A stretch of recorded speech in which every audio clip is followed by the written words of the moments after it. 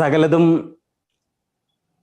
എന്റേതെന്നല്ല നമ്മുടേതെന്ന് പറയുന്ന തത്വശാസ്ത്രത്തിലേക്ക് അതിർത്തി വരമ്പുകൾക്കപ്പുറം അപരിചിതരല്ല എൻ്റെ കൂടപ്പിറപ്പുകളാണ് എന്ന് പറയുന്ന സ്നേഹത്തിൻ്റെ തത്വശാസ്ത്രത്തിലേക്ക് ഒരു നല്ല സമറയക്കാരൻ്റെ ദർശനത്തെക്കുറിച്ച് പറയുവാനാണ് ഞാൻ ആഗ്രഹിക്കുന്നത്.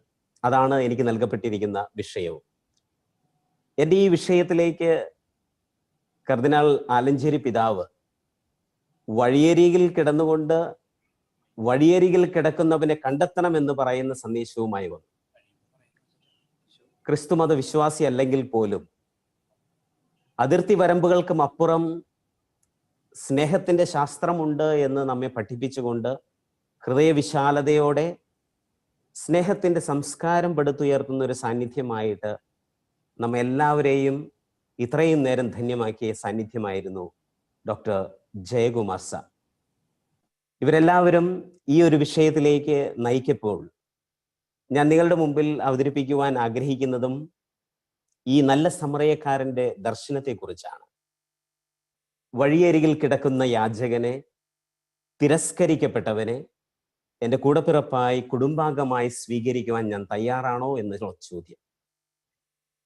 ഈ ഒരു തീർത്ഥാടനത്തിലേക്ക് 8 ഉൾക്കാഴ്ചകൾ നിങ്ങളുടെ മുമ്പിൽ അവതരിപ്പിക്കുവാൻ ഞാൻ ആഗ്രഹിക്കുകയാണ്. ഈ ഒരു സാമൂഹിക ചാക്രിക ലേഖനത്തിന്റെ പശ്ചാത്തലത്തിൽ ഒരു നല്ല സമറയക്കാരന്റെ ദർശനത്തിലേക്ക് നമ്മെ നയിക്കുന്ന 8 ഉൾക്കാഴ്ചകൾ. അതിനു മുന്നിൽ തന്നെ ഈ ഒരു 8 ഉൾക്കാഴ്ചകളിലേക്ക് പോകുന്നതിന് മുന്നോടിയായി ഈ ഒരു ചാക്രിക ലേഖനം നമുക്കെല്ലാവർക്കും അറിയാം. ലൂമെൻ ഫിദേയി, ലൗദാത്തോ സി എന്ന 2 ചാക്രിക ലേഖനങ്ങൾക്ക് ശേഷം ഫ്രാൻസിസ് പിതാവ് നമുക്ക് നൽകിയ ഒരു സമ്മാനമാണ് ഫ്രatelli tutti എന്ന് പറയുന്ന സാമൂഹിക ചാക്രിക ലേഖനം. ഈ ചാക്രിക ലേഖനം നമ്മെ സംബന്ധിച്ചിടത്തോളം ഒത്തിരി പേർക്ക് വ്യക്തിപരമായിട്ട് എനിക്ക് ഒത്തിരി സ്നേഹം അല്ലെങ്കിൽ ഹൃദയത്തിൽ ഒരിടം നേടിയിട്ടുണ്ട് ഈ ഒരു ചാക്രിക ലേഖനം. കാരണം ഏറ്റവും ആദ്യമായിട്ട് എടുത്തു പറയേണ്ടത് പാവപ്പെട്ടവന്, തിരസ്കരിക്കപ്പെട്ടവന് ഇടം കൊടുത്ത ഒരു ചാക്രിക ലേഖനമാണ്. 2, ലോകത്തിലെ എല്ലാവരെയും അഭിസംബോധന ചെയ്തുകൊണ്ട് സംസാരിച്ച ഒരു ചാക്രിക ലേഖനമാണ്. ഒരു ദേശത്തിനോ ഒരു മതത്തിനെയോ കേന്ദ്രീകരിച്ചല്ല. അതുപോലെ തന്നെ മറ്റൊരു കാരണം, മഹത് വ്യക്തികളായ പലരുടെയും ആശയങ്ങളും അവരുടെ സന്ദേശങ്ങളും ഉൾക്കൊള്ളിച്ചുകൊണ്ടുള്ള വളരെ റിച്ച് ആയിട്ടുള്ള ഒരു ഡോക്യുമെന്റ് ആണ്. പ്രത്യേകിച്ച് വിശുദ്ധ ഫ്രാൻസിസ് അസീസിയിൽ നിന്ന് തുടങ്ങി നമുക്ക് ഇന്ത്യക്കാർക്ക് പ്രത്യേകിച്ച് അഭിമാനം തോന്നുന്ന മഹാത്മാഗാന്ധിയുടെയും അതുപോലെ തന്നെ ഇന്ത്യൻ ബിഷപ്സ് കോൺഫറൻസിന്റെ സന്ദേശവും ഇതിൽ ഉൾക്കൊള്ളിച്ചു എന്ന് കാണുമ്പോൾ നമ്മുടെ ഹൃദയത്തിൽ ഈ ഒരു ചാക്രിക ലേഖനം തീർച്ചയായിട്ടും ഇടം നേടും. ഇത് വായിക്കുമ്പോൾ നമുക്കത് മനസ്സിലാകും. ഈ ഒരു ചാക്രിക ലേഖനത്തിലേക്ക് ഫ്രാൻസിസ് പിതാവിനെ നയിച്ച കാരണങ്ങൾ ഏതാണ് എന്ന് ചോദിച്ചാൽ ഏറ്റവും ആദ്യം എടുത്തു പറയുവാൻ നമുക്ക് സാധിക്കുന്നത് വിശുദ്ധ ഫ്രാൻസിസ് അസീസി തന്നെയാണ്. അദ്ദേഹത്തിൻ്റെ വിശ്വസാഹോദര്യമായിട്ടുള്ള സ്നേഹമാണ് ഏറ്റവും പ്രധാനപ്പെട്ട വിഷയം. രണ്ടാമതായിട്ട് ഇന്ന് ലോകം നേരിട്ടുകൊണ്ടിരിക്കുന്ന സാമൂഹികമായിട്ടുള്ള പ്രശ്നങ്ങൾ തന്നെയാണ് രണ്ടാമത്തെ കാരണം. മൂന്നാമത്തെ കാരണം എന്ന് പറയുന്നത് ഗ്രാൻഡ് ഇമാം അബുദാബിയിൽ വെച്ച് ഫ്രാൻസിസ് പിതാവുമായി നടത്തിയ ജോയിന്റ് ഡിക്ലറേഷൻ. ഇപ്രകാരം മനുഷ്യ അന്തസ്സിനും മനുഷ്യ അവകാശങ്ങൾക്ക് വേണ്ടി നമ്മൾ നിലകൊള്ളണമെന്നുള്ള ഒരു സന്ദേശം അവർ നൽകുകയുണ്ട്. അതാണ് മൂന്നാമതായി എടുത്തു പറയാനായിട്ട് നമ്മുടെ മുമ്പിലുള്ള കാരണം. നാലാമതായിട്ട് പറയുന്നത് ഒരു സൗഹൃദ സംഭാഷണത്തിന്റെ അനിവാര്യത ഇന്ന് ലോകം നേരിടുന്നു. 5, COVID-19 എന്ന മഹാമാരി ഒരു കാരണമായി തീർന്നിരിക്കുന്നു. കാരണം സോഷ്യൽ ഡിസ്റ്റൻസിങ്, എല്ലാവരിൽ നിന്നും എല്ലാത്തിൽ നിന്നും അകൽച്ച വെക്കുക എന്ന് പറയുമ്പോൾ ആ അകൽച്ചയിലും ഒരടുപ്പം കാണിക്കുവാനുള്ള ഒരു ആഹ്വാനമാണ് ഈ ഒരു ചാക്രിക ലേഖനം. വിശ്വസാഹോദര്യത്തിന് വേണ്ടി മുൻകൂട്ടി അല്ലെങ്കിൽ മുൻതൂക്കം നൽകുന്ന ഈ ഒരു ചാക്രിക ലേഖനം ഫ്രാൻസിസ് പിതാവിനെ സംബന്ധിച്ചിടത്തോളം ഇത്തരം കാരണങ്ങളാണ് ഈ ഒരു ചാക്രിക ലേഖനം എഴുതുവാനായിട്ട് പ്രചോദനമായത്. ഇങ്ങനെ ഈ ഒരു ചാക്രിക ലേഖനത്തെ ഉള്ളു തുറന്ന് സ്നേഹിക്കുമ്പോൾ ഞാൻ ഈ പറയുന്ന 8 ഉൾക്കാഴ്ചകൾ 8 അധ്യായങ്ങളിൽ നിന്നും എടുക്കപ്പെട്ടിട്ടുള്ളതാണ്. അപ്പോൾ ഓരോ അധ്യായത്തിൽ നിന്നും ഒരു ഉൾക്കാഴ്ച നിങ്ങളുടെ മുമ്പിൽ ഞാൻ പകർന്നു നൽകുകയാണ്. ഈ ഉൾക്കാഴ്ച നമ്മെ എത്തിക്കുന്നത് നല്ല സമറയക്കാരന്റെ ദർശനത്തിലേക്കാണ്. ഏറ്റവും ആദ്യത്തെ ഉൾക്കാഴ്ച എന്ന് പറയുന്നത് കാർമേഘങ്ങളെ നീക്കിയുള്ള യാത്രയുടെ കാഴ്ച. കാർമേഘങ്ങളെ നീക്കിക്കൊണ്ടുള്ള ഒരു യാത്ര എന്ന് പറയുമ്പോൾ നമുക്കറിയാം, കാർമേഘം നീക്കി മഴയെത്തുമ്പോൾ കാണുന്ന മഴവില്ലിന്റെ മനോഹാരിത. ജീവിതത്തിൽ നാം നേരിടുന്ന ഇരുണ്ട മേഘങ്ങളൊക്കെ ഇതുപോലെ നീങ്ങുമ്പോൾ സ്നേഹത്തിന്റെയും ദൈവ അനുഗ്രഹങ്ങളുടെയും പൂമഴ എത്തുമ്പോഴുണ്ടെന്ന ആ മഴവില്ലിന്റെ അനുഭവമുണ്ട്. തീർച്ചയായിട്ടും ആ ഒരു അനുഭവത്തിലേക്ക് മനുഷ്യർ എത്തണം എന്നുള്ള ഒരു ഉൾക്കാഴ്ചയാണ് ഏറ്റവും ആദ്യത്തെ അധ്യായം നമുക്ക് നൽകുന്നത്. കാർമേഘങ്ങൾ എന്ന് പറയുമ്പോൾ പാപ്പയുടെ മനസ്സിൽ വരുന്നത് എങ്ങനെ നമുക്ക് ഈ കാർമേഘങ്ങളെ നീക്കാം എന്ന് പറയുന്നതിന് ഉത്തരം ഇപ്രകാരമാണ് പറയുന്നത്. ഒന്ന്, ചരിത്രത്തെ സ്നേഹിക്കുക, പഴമയെ സ്നേഹിക്കുക, പഴയവരെ സ്നേഹിക്കുക, മാതാപിതാക്കള്, നമ്മുടെ പഴയ തലമുറ, നമ്മുടെ പൈതൃകം, നമ്മുടെ പാരമ്പര്യം, ഇവയൊക്കെ സ്നേഹിക്കുക. കാരണം അതിലുണ്ട് സമ്പന്നത. മറ്റൊന്ന് പറയുന്നത്, എല്ലാവരും എൻ്റെ സഹോദരനാണെന്നുള്ള ചിന്ത വരുമ്പോൾ യുദ്ധങ്ങളോട് എനിക്ക് നോ പറയുവാൻ സാധിക്കും. യുദ്ധങ്ങൾ ഇല്ലാതാക്കുന്ന ഒരു സംസ്കാരം നമ്മൾ എപ്പോൾ വാർത്തെടുക്കുന്നുവോ അവിടെയാണ് നമ്മൾ കാർമേഘങ്ങളെ ഇല്ലാതാക്കിക്കൊണ്ടുള്ള ഒരു യാത്ര ആരംഭിക്കുക. അങ്ങനെ ഇരുണ്ട മേഘങ്ങളാകുന്ന കുറെ കാര്യങ്ങൾ ഒന്നാമത്തെ അധ്യായത്തിൽ പറയുന്നുണ്ട്. ഈ ഇരുണ്ട മേഘങ്ങൾ ഇല്ലാതാക്കിക്കൊണ്ടുള്ള ഒരു ഉൾക്കാഴ്ച ജീവിതത്തിൽ എപ്പോഴും ഉണ്ടാകുമ്പോൾ ഞാൻ സമറയക്കാരന്റെ ദർശനത്തിലേക്ക് വളരുകയാണ്. അതായത് വഴിയരികിൽ കിടക്കുന്നത് എൻ്റെ കുടുംബമാണെന്നുള്ള ദർശനം. രണ്ടാമത്തെ ഉൾക്കാഴ്ച രണ്ടാമത്തെ അധ്യായത്തിൽ നിന്ന് എടുക്കപ്പെട്ടിട്ടുള്ളതാണ്. എന്താണ് ഈ ഉൾക്കാഴ്ച? ഞാൻ അപരിചിതനാണെന്നുള്ള ഉൾക്കാഴ്ച. ലൂക്കായുടെ സുവിശേഷം 10-ാം അധ്യായം 25 മുതലുള്ള തിരുവചനങ്ങളാണ് ഈ രണ്ടാമത്തെ അധ്യായത്തിൽ ഏറ്റവും അധികം പ്രാധാന്യത്തോടുകൂടി കേന്ദ്രീകരിച്ചിരിക്കുന്നത്. നല്ല സമറയക്കാരന്റെ ഉപമ. ഈ നല്ല സമറയക്കാരന്റെ ഉപമയിൽ പറഞ്ഞിട്ടുള്ള കഥാപാത്രങ്ങളെ എല്ലാം സംഗ്രഹിച്ചുകൊണ്ട് പാപ്പ പറയുന്നു, there are only two categories. Either you belong to the first category or to the second category. നമ്മുടെ ഫസ്റ്റ് കാറ്റഗറി എന്ന് പറയുന്നത് വഴിയരികിൽ കിടക്കുന്ന വ്യക്തിയെ കണ്ട് തിരസ്കരിച്ചു പോയ ഒരു കാറ്റഗറിയാണ്. രണ്ടാമത്തെ കാറ്റഗറി എന്ന് പറയുന്നത് ഈ വഴിയരികിൽ കിടക്കുന്ന വ്യക്തിയെ കാണുമ്പോൾ സ്നേഹത്തിന്റെ ചുംബനവും സ്നേഹത്തിന്റെ ആലിംഗനവും നൽകുന്ന രണ്ടാമത്തെ കാറ്റഗറി.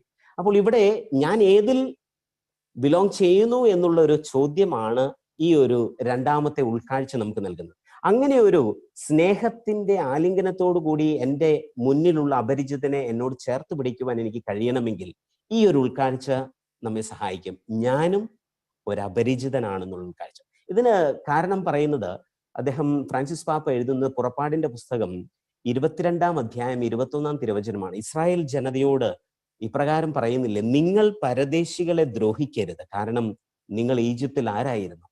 പരദേശികളായിരുന്നു. ഓർക്കുക, ഈ ഒരു റിമൈൻഡർ വീണ്ടും നമ്മോട് പറയുകയാണ്. നമ്മളും ഇന്നല്ലെങ്കിൽ നാളെ അല്ലെങ്കിൽ ഇന്നലെ ഏതെങ്കിലും ഒരു നിമിഷത്തിൽ പരദേശിയായിരുന്നില്ലേ? ഈ ഒരു അപരിചിതനായിരുന്നില്ലേ? ഇങ്ങനെ ഒരു ചിന്ത നമ്മുടെ മനസ്സിലുണ്ട് എങ്കിൽ എനിക്ക് വളരുവാൻ കഴിയും നല്ല സമറയക്കാരന്റെ ദർശനത്തിലേക്ക്. മൂന്നാമതായി പറയുന്ന ഉൾക്കാഴ്ച 3-ാമത്തെ അധ്യായത്തിൽ നിന്ന് എടുത്തിട്ടുള്ളതാണ്. തുറവിയുള്ള സംസ്കാരം സ്വായത്തമാക്കുക. ഞാൻ ജയകുമാർ സാറിന്റെ സംഭാഷണം കേട്ടപ്പോൾ എൻ്റെ മനസ്സിൽ ഈ ഒരു 3-ാമത്തെ അധ്യായമാണ് പെട്ടെന്ന് ചിന്തയിലേക്ക് വന്നത്. എന്തുമാത്രം തുറവിയാണ് ആ സംഭാഷണത്തിൽ ഉണ്ടായത്, എന്തുമാത്രം തുറവിയോടുകൂടിയാണ് മറ്റു മതങ്ങളെ, ഈ ഫ്രത്തേലി തൂത്തി എന്ന ഡോക്യുമെന്റ് അദ്ദേഹം വായിച്ച് പഠിച്ച് നമ്മുടെ മുമ്പിൽ ഇത്രമാത്രം ഗഹനമായ ഭാഷയിലൂടെ നമുക്ക് പകർന്നു നൽകിയെങ്കിൽ അതിനെ വിളിക്കുന്ന ഏറ്റവും വലിയ പേരാണ് ഈ തുറവി എന്നുള്ള വാക്ക്. തീർച്ചയായിട്ടും സ്നേഹത്തിന്റെ നയനങ്ങൾ സമ്മാനിക്കുന്നതാണ് തുറവി എന്ന് പറയുന്ന ഭാഗ്യം. അപ്പോൾ ഈ തുറവി എന്ന് പറയുന്നത് തീർച്ചയായിട്ടും നല്ല സമറയക്കാരന്റെ ദർശനമാണ്. ഈ 3-ാമത്തെ അധ്യായം നമ്മൾ എടുത്തു പറയുകയാണെങ്കിൽ പ്രത്യേകമാം വിധം ഇതിൽ പറയുന്ന ചില കാര്യങ്ങൾ നമ്മുടെ എല്ലാവരുടെയും ചിന്തകളെ ഒത്തിരിയധികം ഉദ്ദീപ്തമാക്കുന്ന കാര്യങ്ങളാണ്. പ്രത്യേകിച്ച് ഗബ്രിയേൽ മാൽസറിനെ ഉദ്ധരിച്ചുകൊണ്ട് ഫ്രാൻസിസ് പാപ്പ പറയുന്നുണ്ട്, ഒരുവൻ തന്നോട് തന്നെ കൂടുതൽ സംവഹിക്കുന്നത് അപരനുമായിട്ടുള്ള സംവദനത്തിലൂടെയാണ് എന്ന് പറയുന്നുണ്ട്. അതായത് എനിക്ക് തുറവി നൽകപ്പെടുന്നത് എൻ്റെ മുന്നിലുള്ള വ്യക്തികളുമായിട്ട് സംവദിക്കുമ്പോൾ മാത്രമാണ് എന്ന് അദ്ദേഹം പറയുക. ഈ തുറവിയാണ് 3-ാമത്തെ ഉൾക്കാഴ്ച എന്ന് പറയുന്നത്. 4-ാമത്തെ ഉൾക്കാഴ്ച എന്ന് പറയുന്നത് ഹൃദയ വിശാലതയാണ്. ഈ 4-ാമത്തെ അധ്യായം വളരെ മനോഹരമായിട്ട് എഴുതിയിരിക്കുന്നത് ഇപ്രകാരമാണ്: a heart open to the whole world. ലോകം മുഴുവനിലേക്കും തുറവിയുള്ള ഹൃദയം. ഹൃദയ വിശാലത എന്ന് പറയുന്നത് ഇത് തന്നെയാണ്. ഹൃദയം വിശാലമായി ചിന്തിക്കുക. ഇങ്ങനെ ചിന്തിക്കണമെങ്കിൽ അതിനകത്ത് നിന്നും പറയാതെ പറഞ്ഞു വെക്കുന്ന സന്ദേശം ഇതാണ്: നിസ്സഹായാവസ്ഥയും കുറവുകളും ഒക്കെ നമ്മൾ കാണുമ്പോൾ, മറ്റുള്ളവരുടെ കുറവുകളൊക്കെ നമ്മുടെ മുമ്പിൽ തെളിഞ്ഞു വരുമ്പോൾ, നമ്മുടെ മനസ്സിലേക്ക് ഏറ്റവും അധികം ചിന്തിപ്പിക്കേണ്ടത് അതിന് പിന്നിൽ പല കാരണങ്ങളും ഉണ്ടാകും എന്നുള്ളതാണ്. അങ്ങനെ കാരണങ്ങൾ കണ്ടെത്തുമ്പോൾ ആ കാരണങ്ങൾ ആ കുറവുകളെല്ലാം നിറവുകളാക്കി മാറ്റുന്നൊരവസ്ഥയിലേക്ക് നമുക്ക് യാത്ര ചെയ്യാൻ പറ്റും.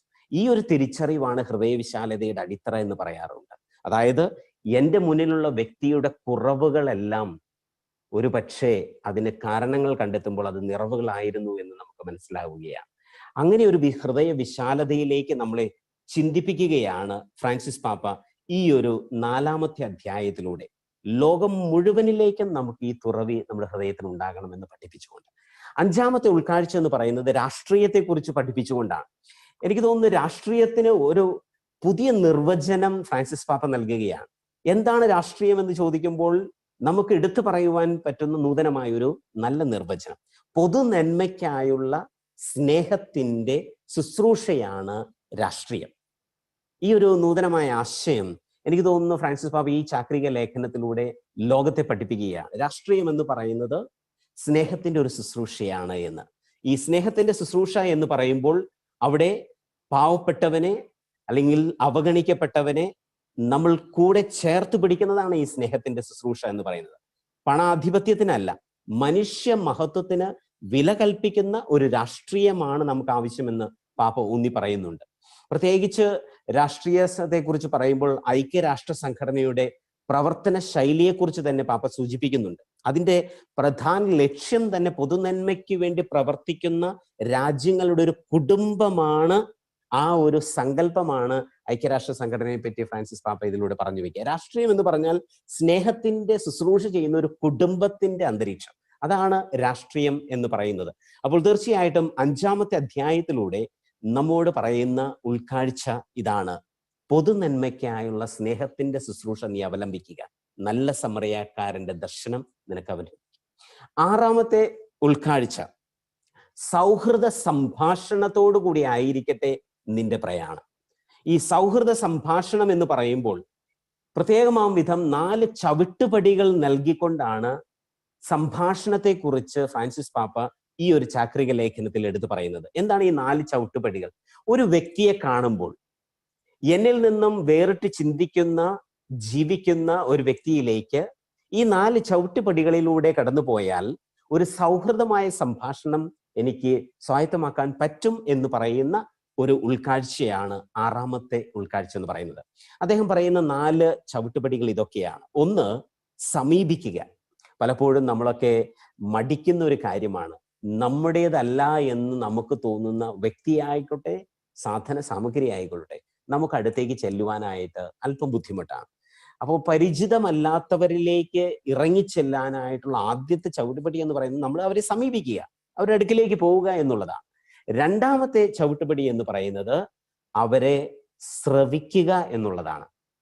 അവർ പറയുന്നത് കേൾക്കുക എന്നുള്ളതാണ്. 3-ാമത് പറയുന്നത് നമ്മൾ അവരോട് സംസാരിക്കുക എന്നാണ്.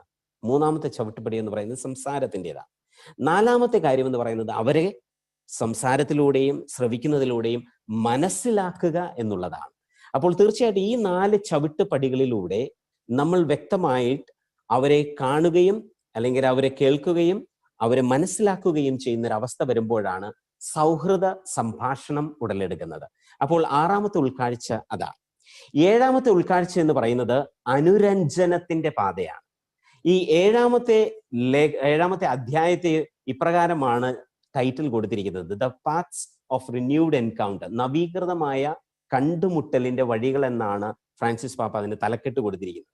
സത്യം പറഞ്ഞു കഴിഞ്ഞാൽ പലതും മറക്കാനും പൊറുക്കാനും ഒക്കെ നമുക്ക് കഴിയുമ്പോൾ, ജീവിതത്തിൽ ആത്മാർത്ഥമായിട്ട് ക്ഷമിക്കാൻ കഴിയുമ്പോഴാണല്ലോ പരസ്പരം നമുക്ക് നവീകൃതമായിട്ടൊരു കണ്ടുമുട്ടലിന് സാധ്യത തെളിയുന്നത്. നമ്മുടെയൊക്കെ പലപ്പോഴും കണ്ടുമുട്ടലിന് സാധ്യത ഒരുങ്ങുന്നത് എപ്പോഴാണ്?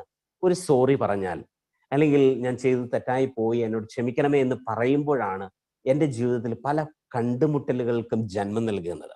അങ്ങനെ ഒരു നവീകൃതമായ ഒരു കണ്ടുമുട്ടലിലേക്ക് വഴി തെളിയിക്കുന്ന ഒരു അനുഭവം ഉണ്ടാകണമെങ്കിൽ ഏഴാമത്തെ ഈ ഒരു ഉൾക്കാഴ്ച നമ്മൾ അവലംബിക്കേണ്ടിയിരിക്കുന്നു. ഫ്രാൻസിസ് പാപ്പ പറയുന്നു, അത് അനുരഞ്ജനത്തിന്റെ പാതയാണ്. ഞാൻ ഒന്നുമല്ല, I am a wretched reed. Blaise Pascal പറഞ്ഞ ആ ഒരു ചിന്തയാണ് എൻ്റെ മനസ്സിലേക്ക് ഓടി വന്നത്. നമ്മളൊക്കെ ഇന്നല്ലെങ്കിൽ നാളെ ക്ഷയിച്ചു പോകുന്ന, ഇല്ലാതായി തീരുന്ന റെച്ചഡ് റീഡ് എന്ന് പറയുന്നത് പോലെ വളരെ ഫീബിൾ ആയിട്ടുള്ള, വീക്ക് ആയിട്ടുള്ള ഒന്നാണ് എന്ന് നമുക്കുള്ളൊരു തിരിച്ചറിവുണ്ട് എങ്കിൽ നമ്മളൊക്കെ നശ്വരമാണ്, ഒരിക്കലും അനശ്വരമല്ല എന്ന് നമ്മൾ തിരിച്ചറിയുമ്പോൾ നമ്മൾ ഉയർത്തി അല്ലെങ്കിൽ പർവ്വതീകരിച്ചു കൊണ്ടുവരുന്ന നമ്മുടെ ഈഗോയൊക്കെ ഇല്ലാതായി തീരുകയല്ലേ. അനുരഞ്ജനം നമുക്ക് നവീകൃതമായ കണ്ടുമുട്ടലിനുള്ള വലിയൊരു പാതയാണ്. അതാണ് ഏഴാമത്തെ ഉൾക്കാഴ്ച. ഏറ്റവും അവസാനത്തെ, അതായത് എട്ടാമത്തെ ഉൾക്കാഴ്ച എന്ന് പറയുന്നത് മതങ്ങൾ സാഹോദര്യത്തിന്റെ പൂന്തോട്ടമാണെന്നുള്ള ഉൾക്കാഴ്ചയാണ്. മതങ്ങൾ, നമുക്ക് ചുറ്റുമുള്ള എല്ലാ മതങ്ങളും സാഹോദര്യത്തിന്റെ പൂന്തോട്ടമാണ് എന്ന് പറയുമ്പോൾ ആ പൂന്തോട്ടത്തിൽ നല്ല സുന്ദരമായ പുഷ്പങ്ങളുണ്ട്. സമാധാനത്തിന്റെ പുഷ്പങ്ങൾ, സൗഹൃദത്തിന്റെ പുഷ്പങ്ങൾ, പങ്കുവെക്കലിന്റെ പുഷ്പങ്ങൾ. ഇതൊക്കെ സ്വായത്തമാക്കുവാനായിട്ട് ഫ്രാൻസിസ് പാപ്പ നമ്മോട് പറയുകയാണ്. സുന്ദരമായ ഒരു പൂന്തോട്ടമാണിത്. നമ്മൾ ഈ മതങ്ങളെയെല്ലാം അതുപോലെ വീക്ഷിക്കുകയാണെങ്കിൽ സമാധാനത്തിൽ, സൗഹൃദത്തിൽ, പങ്കുവെക്കലിലൊക്കെ ഈ പൂന്തോട്ടത്തിന്റെ സൗന്ദര്യം ആസ്വദിക്കുവാനുള്ള ഒരു ക്ഷണം, അങ്ങനെ ഒന്ന് നമുക്ക് സാധിക്കുകയാണെങ്കിൽ നമ്മൾ ചെന്നെത്തുന്നത് നല്ല സമറയക്കാരന്റെ ദർശനത്തിലേക്കാണ്. പ്രിയപ്പെട്ടവരെ, ഞാൻ ഈ ഒരു 8 ഉൾക്കാഴ്ചകൾ നിങ്ങളുടെ അടുക്കലേക്ക് നൽകുമ്പോൾ എനിക്ക് നൽകപ്പെട്ട സമയം 4:30 വരെയാണ്.